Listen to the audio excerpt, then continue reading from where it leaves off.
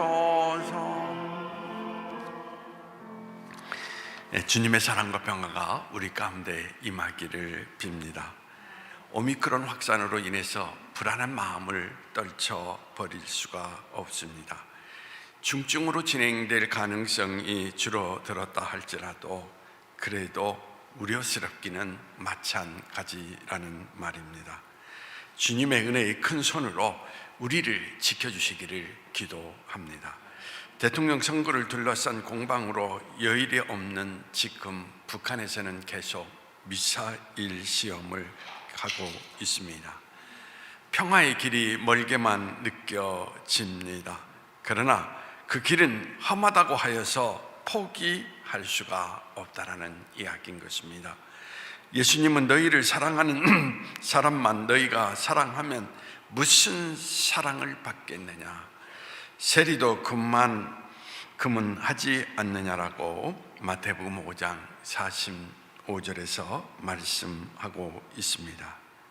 인생이라고 하는 것은 사랑을 배우고 몸으로 실천하는 과정인지도 모르겠다라고 생각이 됩니다.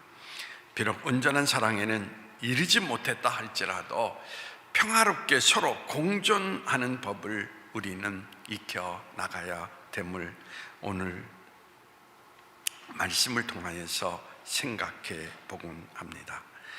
독일이 낳은 최고의 서정시인 닐케가 무명의 시절 늦은 저녁에 공원 산책을 할 때였습니다.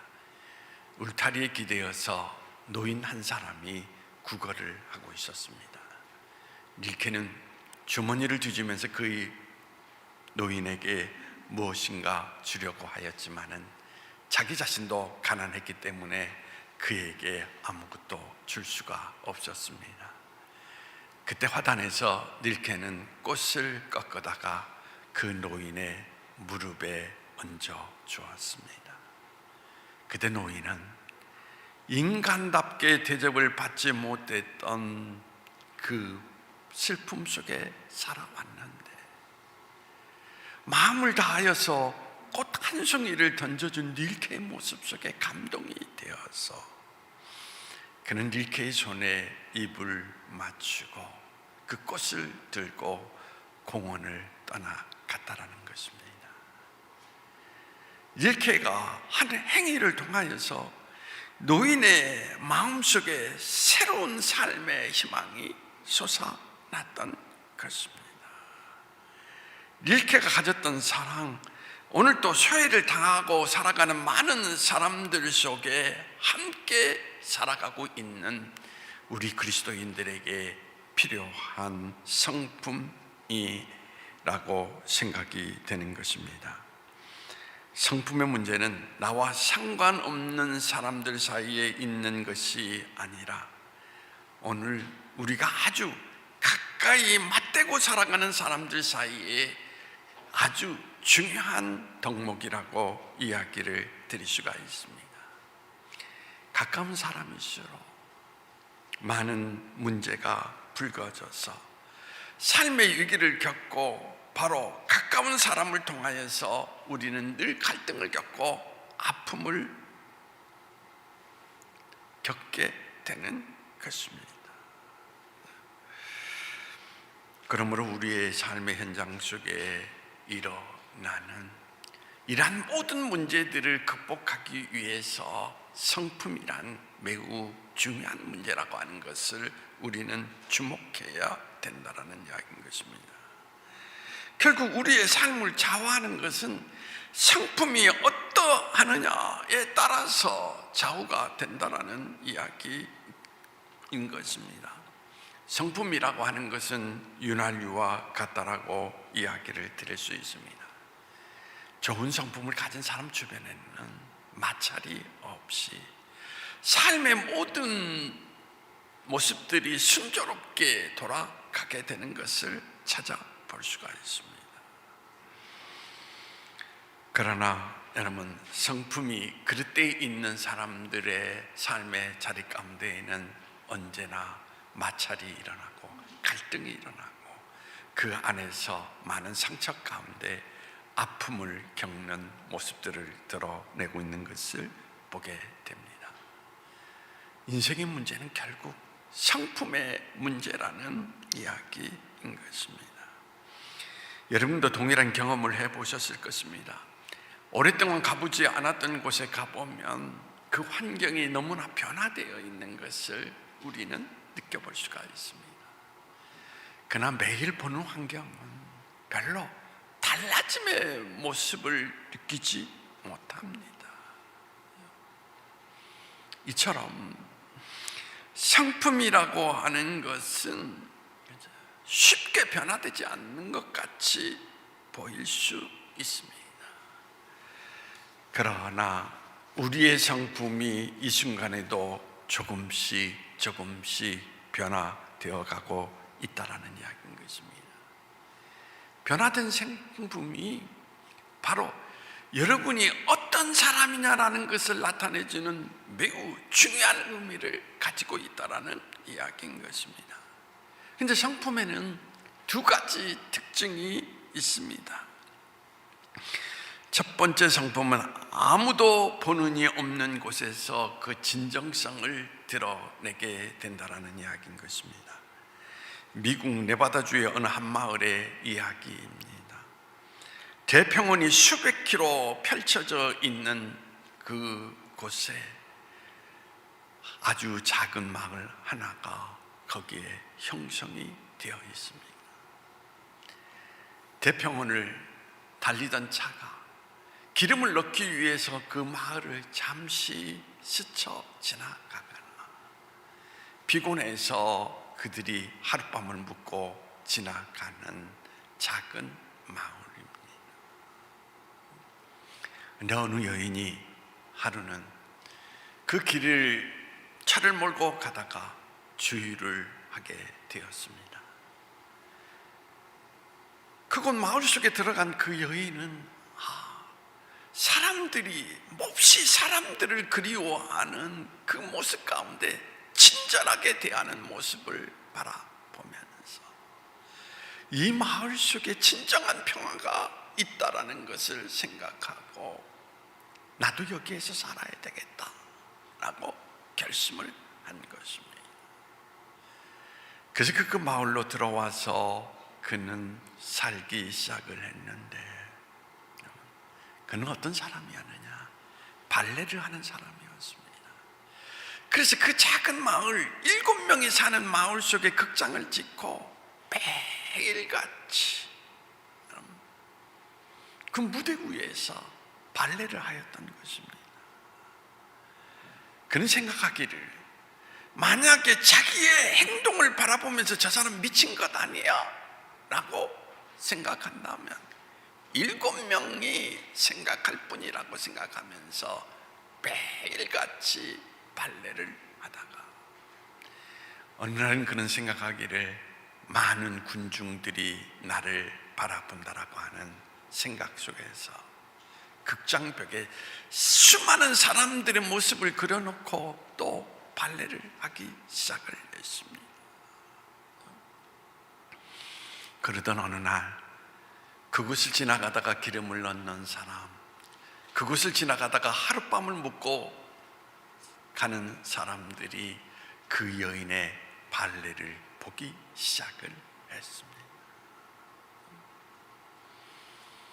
그 사람들이 돌아가서 여기에 하루도 빠짐없이 발레를 하고 있는 한 사람이 있습니다 라는 이야기를 전해주기 시작을 했습니다. 사람들은 그 여인의 발레를 보기 위해서 그 마을을 오는 것이 아니라 그 35년 동안 보는이 없는 가운데서 발레를 한 사람이 누구인가, 그 사람을 보기 위해서 몰려오기 시작했습니다. 그래서 그 마을이 부강한 마을이 되었다라는 이야기가 전해져 오고 있습니다. 인격이라고 하는 거, 아무도 보는 사람이 없는 곳에서 하는 행동이다 라고 이야기를 하고 있습니다. 인격이라는 것은 우리가 무엇을 했는가가 아니라 우리가 어떤 사람인가를 나타내 준다라는 이야기인 것입니다. 제가 며칠 전에 어떤 목사님하고 이야기를 나누었습니다. 우리 교회에 대한 이야기를 하면서 그분이 그런 이야기를 합니다. 고백교회는 참 조용한 것 같은데,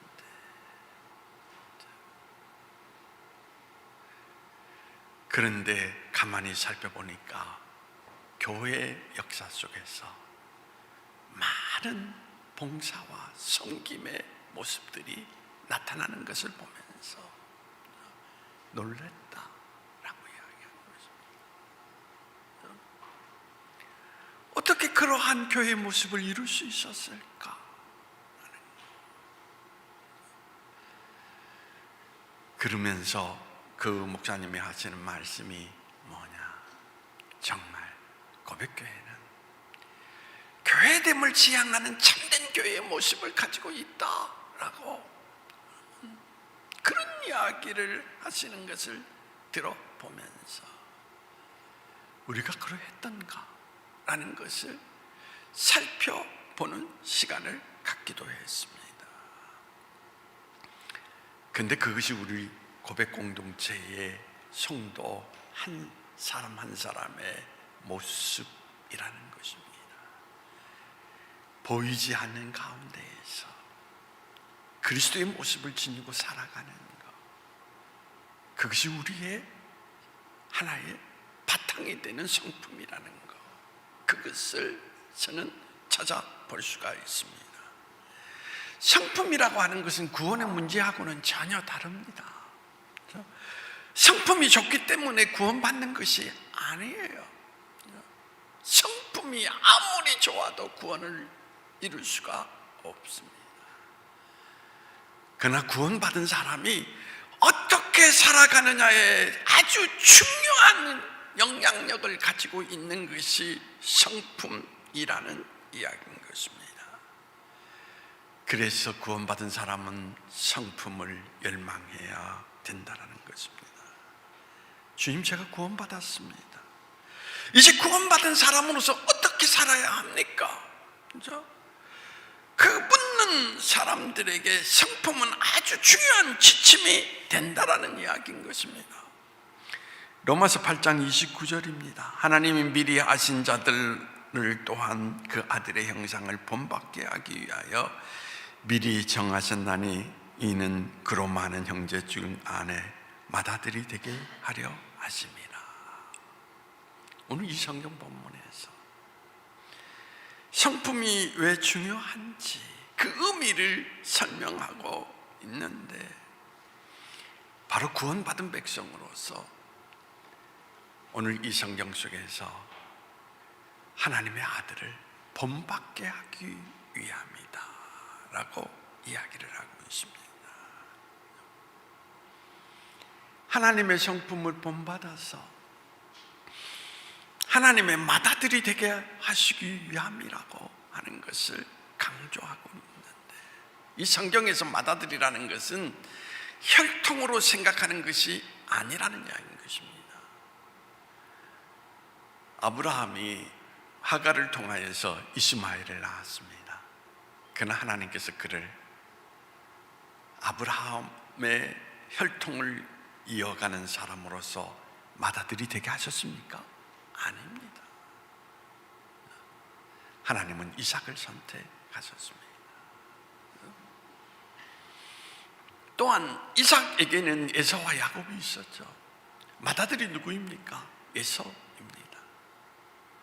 그런데 하나님은 누구를 선택하셨습니까? 야곱을 선택하셨다라는 것입니다. 야곱이 12아들 가운데에서 하나님은 요셉을 선택하신 것을 우리는 찾아보게 됩니다. 그래서 성경은 맏아들이 혈통중심적이 아니라 하나님을 닮아가는 사람을 그를 세워서 맏아들이 되게 하신다라는 의미를 우리에게 나타내주고 있습니다. 오늘도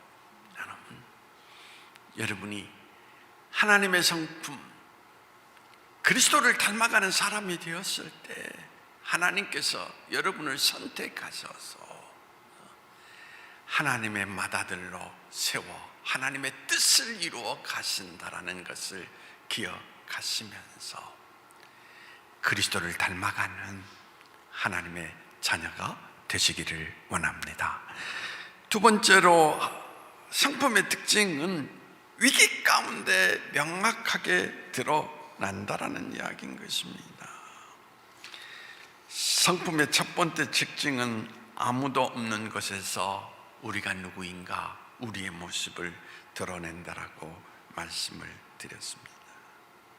그러면 어떻게 우리가 하나님의 아들의 성품을 드러낼 수 있을까? 바로 그것은 훈련이라는 것입니다. 훈련 외에는 다른 방도가 없다라는 이야기인 것입니다. 사도 바울이 영의 아들 디모데에게 디모데전서 4장 7절에서 경건에 이르도록 내 자신을 연단하라 라고 말하지 않았습니까? 가장 안타까운 것은 우리가 신앙생활 하다 보면, 믿음 생활 하다 보면 갑자기 어느 날 좋은 성품을 드러내게 된다라고 생각한다라는 이야기인 것입니다. 그러나 그렇지 않다라는 이야기인 것입니다. 어느 날 우리가 하나님의 은혜로 구원을 받게 되었습니다.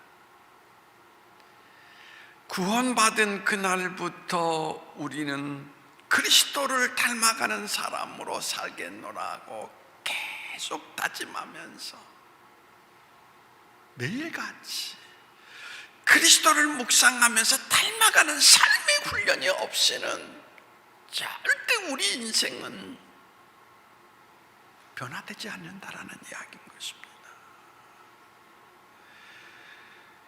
인간의 지식을 연구하는 교육학자들의 이야기 속에서도 어떻게 인간의 지식을 극대화할 수 있느냐라고 이야기할 때 그들은 한결같이 반복된 훈련을 통하여서 극대화시킬 수가 있다는 것에 대해서 이야기를 합니다.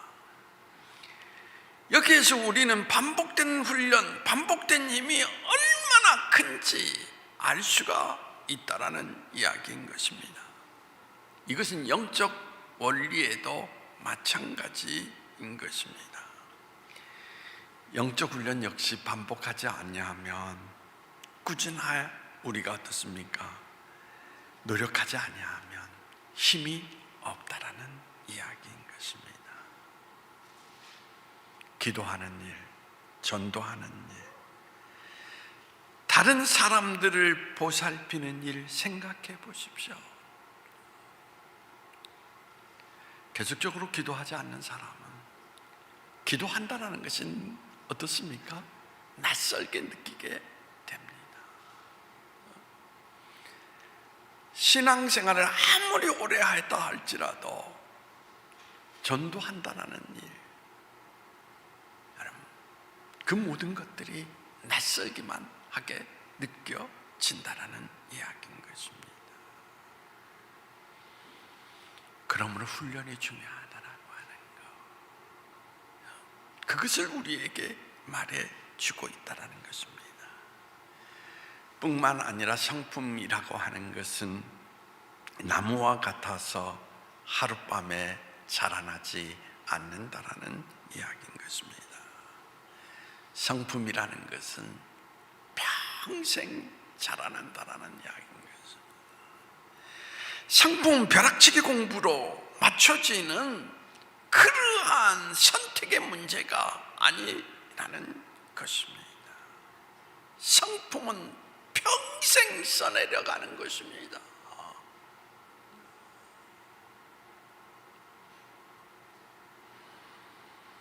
저는 종종 이렇게 묻습니다. 사람들에게, 목사님의 목회 모습이 옛날이나 지금이나 다른 모습이 있습니까? 라고 이야기를 합니다. 그때 30년 전 만에 만난 사람도 이렇게 이야기합니다. 목사님은 늘 바라보면서 느끼는 것이 변한 게 없습니다 라는 것입니다.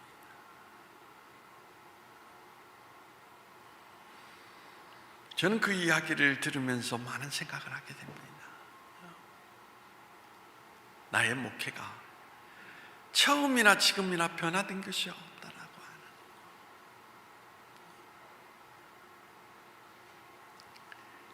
그런데 저에게 늘 예수님 다음으로 늘 제가 닮아가고자 하는 한 인물이 있습니다. 성 프란시스입니다.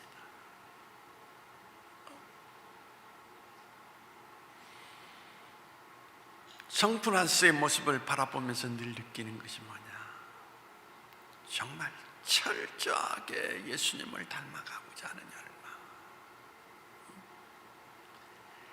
나를 비우고 그리스도가 살아있게 하는 모습.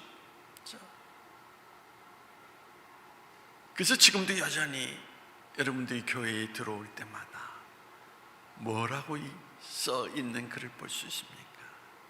가난을 사랑하십시오. 그것은 경제적인 그 가난한 빈곤함을 의미하는 것이 아니라 스스로 가난해짐으로써 모든 이들에게 사랑을 나누어 줄 수 있는, 정말 이 땅에 소외되고 고통받는 이들과 함께 할 수 있는 삶의 모습을 지니고 살아가라고 하는.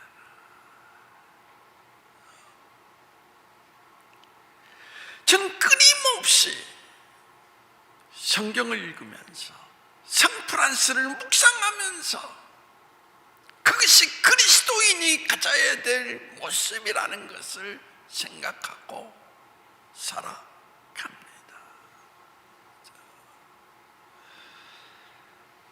그래서 제 모습이 여전히 옛날이나 지금이나 변함이 없다라고 하는 이야기, 그것을 이야기하고 있는 것이 아닌가. 근데 성품의 문제에 있어서 가장 중요한 것은 그 주체가 내가 아닙니다. 내가 아닙니다. 그 주체가 누구입니까? 오늘 본문 말씀에서도 강조하는 것이 하나님이라는 것, 그것을 우리에게 강조하고 있다는 것입니다. 하나님이 우리를 택하셨고 하나님께서 우리를 자녀 삼으셨고 아들의 형상을 닮아가도록 우리를 이끌어 가신다라는 사실인 것입니다. 그 성품이라는 것은 하나님이 공급해 주시는 힘을 통하여서 하나님이 원하시는 모양으로 이루어져 간다라는 이야기인 거죠. 베드로전서 4장 11절에 이런 말씀이 있습니다. 만일 누가 말하려면 하나님의 말씀을 하는 것 같이 하고 누가 봉사하려면 하나님이 공급하시는 힘으로 하는 것 같이 하라. 베드로사도 말세에 사는 성도들에게 삶을 골매하면서 서로 사랑하라. 그런데 이것을 이루기 위해서 하나님이 말씀하신 것 같이, 그리고 어떻습니까? 하나님이 공급해 주시는 힘으로, 내가 아닙니다. 그렇잖아요. 이 모든 것을 이루라고 하는 것을 우리에게 말해 주고 있습니다. 우리가 누군가를 사랑하고 권면하고 봉사하는 일, 거기에 분명한 기준이 있습니다. 하나님이 말씀하는 것 같이,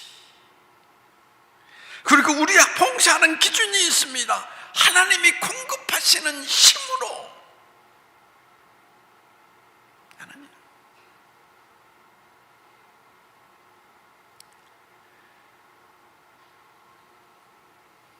오늘 저희 교회 이야기를 또 하게 됩니다만,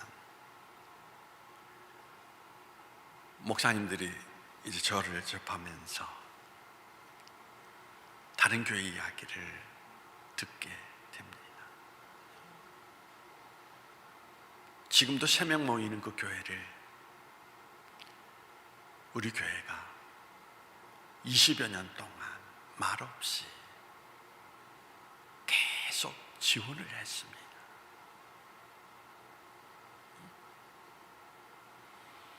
제가 이야기한 것이 아니라 그 교회에 시작한 목회자들, 장로님이 우리는 고백교회에서 이렇게 지원을 받았습니다.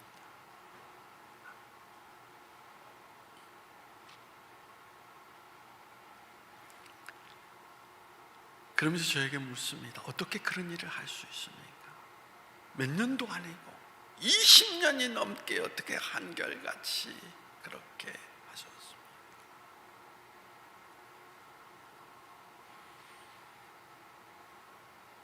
저는 지금도 마찬가지입니다. 노예를 위해서 일을 하는데 자꾸 힘겨운 교회의 모습을 바라볼 때마다 제가 개척할 때의 모습을 하나님께서 보게 하신다는 것입니다.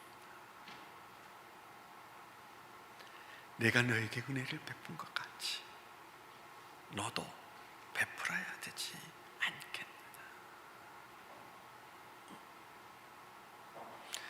그래서 하나님께서 주신 은혜의 모습으로 그 모든 교회들을 위해서 지금도 한결같이 가난한 교회를 보면 어떻게든지 그 교회를 도와야 되겠다 하는 그걸 생각하면서 교회의 방향을 정하고 살아가게 되는 것입니다. 저는 분명히 이야기합니다. 제 힘으로 아니에요. 하나님이 주시는 힘으로 하나님이 공급하시는 은혜 가운데 그 모든 일들을 이루게 된다라는 이야기인 것입니다. 그러므로 신앙의 자리 가운데에는 늘 우리는 어떤 사람이 됩니까?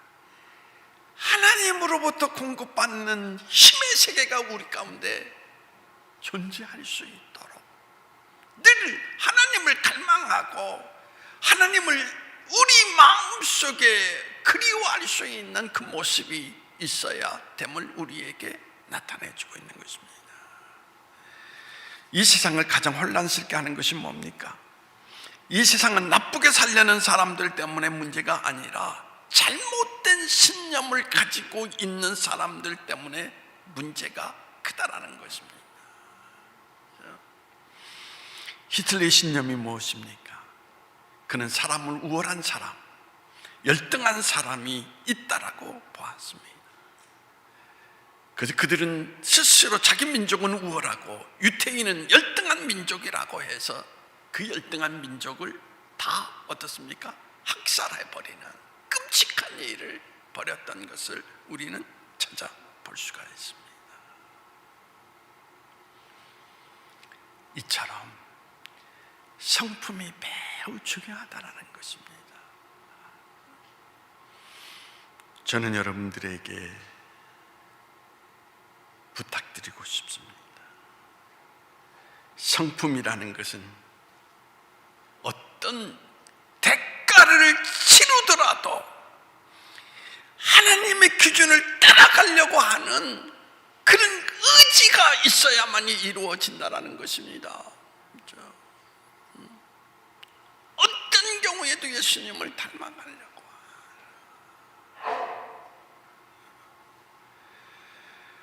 중요한 것이 바로 그거예요.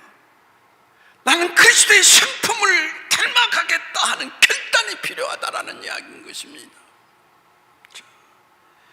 신앙은 감동에서 출발하지만 신앙생활은 내가 어떤 대가를 치르더라도 내 삶의 주인으로 예수님을 모시고 살겠노라고 하는 그 의지가 있을 때에 된다라는 이야기인 것입니다. 오늘 또 여러분들이 이 말씀을 통하여서 하나님을 닮아가는 사람으로서 내가 살겠노라고 이제 다짐하고 결단함으로써 하나님의 맏아들이 되는 그러한 놀라운 은혜가 여러분 가운데 일어나기를 원합니다. 자, 기도하시겠습니다.